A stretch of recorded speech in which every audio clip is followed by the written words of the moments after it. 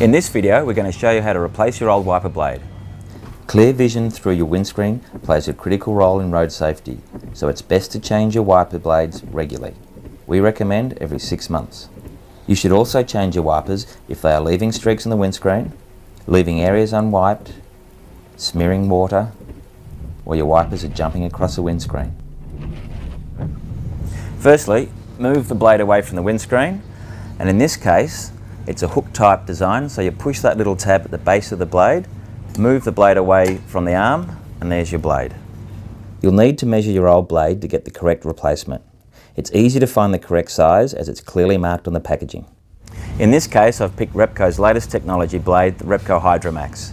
So firstly, remove the protective cover, then we lift the blade cover, the arm clip to a vertical position, place the hook through the arm clip, slide it into position, clip them down, job done.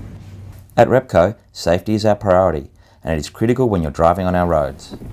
Now that you've replaced your wipers, why not complete the job by adding Repco windscreen additive to your washer fluid? The additive helps clean your windscreen, washing away road grime and insects. So that's it. It's as easy as that, and we're all done. So there you have it. Repco has a wide range of blades and refills, and now you know how to install them. A Repco staff member is always available to help with choosing the right blade, so make sure you ask. Repco, what an auto store ought to be.